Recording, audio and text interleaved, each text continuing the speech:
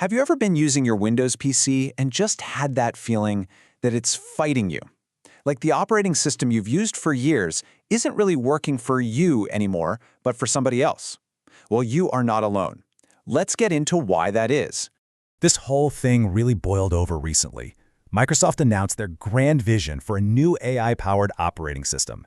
And let me tell you, the user response was just brutal. This comment right here pretty much says it all. The internet basically gave it a standing ovation. And yeah, the criticism did not stop there. What this comment really screams is that there's this massive disconnect. It's like users are pleading with Microsoft, saying, hey, we're not in your tech bubble. We don't want this stuff. It really feels like the company is on a totally different planet than its own customers. Wow, this one cuts right to the bone, doesn't it? It's all about trust, or, the total lack of it. There's this deep, growing suspicion that all these new features aren't for us at all. It's that sinking feeling that the computer you spent your hard-earned money on isn't truly yours.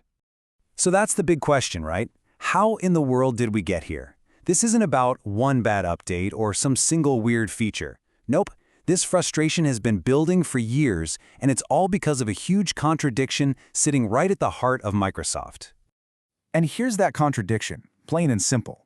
On one side, you've got the user experience, which for many people is just in a total nosedive. But on the other, Microsoft's business is absolutely exploding. The company is now worth over $3.8 trillion. So what gives? To understand this, we've got to go back a decade. Okay, so rewind to 2014. A new CEO, Satya Nadella, takes over and completely flips the script. The game wasn't about selling you and me a copy of Windows anymore. Oh no. The new focus was all about cloud services, things like Azure and Office 365, aimed at huge companies with big, fat, recurring subscription fees. And you really can't argue with the results, at least if you're a shareholder. Just look at this. The moment Nadella steps in, the company's value just goes ballistic, from around $300 billion to nearly $4 trillion. For Wall Street, this new cloud-first strategy wasn't just a success, it was a home run. So what does this mean for us, the people actually using Windows every day? It means we're not the main character in the story anymore. By 2025, over half of Microsoft's money comes from the cloud. When giant corporations are your most important customer, the way you think about a home operating system, it changes. A lot. All right, so that's the big picture business talk. But how does that actually trickle down and affect you? Well, that corporate strategy is exactly why your PC feels so frustrating to use sometimes. Let's connect the dots. It all became this carefully designed path. Suddenly, there are ads in your start menu. The OS is constantly nagging you to create a Microsoft account, to use their OneDrive cloud storage. And the updates, they just happen, don't they? Right in the middle of a video call. It's all designed to gently, or not so gently, push you into their subscription world. And with Windows 11, that push got way more aggressive. Microsoft just announced it was ending support for Windows 10. They basically told 400 million people, that's a huge chunk of their users, that their perfectly good computers now had an expiration date.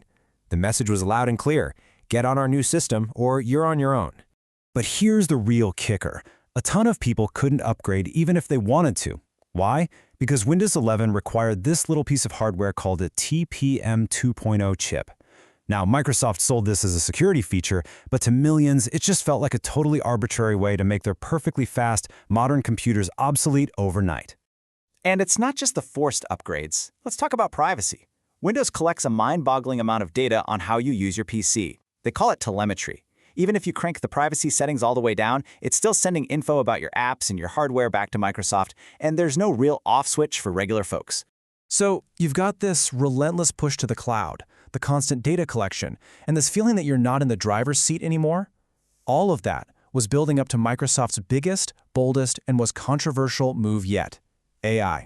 See, Microsoft made a massive bet on AI, a $13 billion bet on OpenAI. And when you spend that kind of cash, you have to make it pay off. So what happened? AI started showing up in everything, from Word to, of course, being baked right into the core of Windows itself. And the flagship feature of this AI push was a tool called Recall. The idea was honestly kind of wild.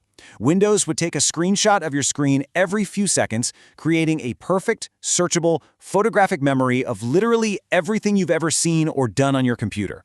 This created two completely different realities. To Microsoft, Recall was this amazing, helpful tool. But to users and security experts, oh man, they saw a privacy nightmare. A perfect hackable record of your entire digital life. A goldmine for any hacker or piece of malware that found its way onto your system. The public reaction was absolutely nuclear. It was so negative, so fast, that Microsoft did something it almost never does. It caved. They pulled the feature before it even launched, promising they'd go back to the drawing board and figure out the security. So when you put it all together, this Windows crisis isn't just a series of mistakes. It's the logical conclusion of a business strategy. It's not a bug, it's a feature. At its core, it is a fundamental conflict of interest. And it really boils down to this. What's good for shareholders, things like recurring revenue, collecting data and locking you into their ecosystem, is often the polar opposite of what's good for you. You just want privacy, stability, and a computer that, just works. And because of this, people are starting to vote with their feet.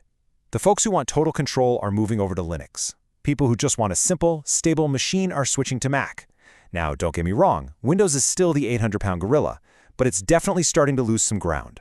Which leaves all of us with a really important question about our most personal device. As our computers get smarter and more tied to the cloud, who is actually in charge here?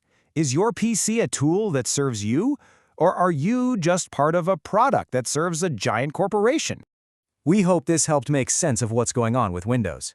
If you found this useful and you're into clear, simple tech insights like this, be sure to subscribe to Refreshing Tech. Thanks for watching.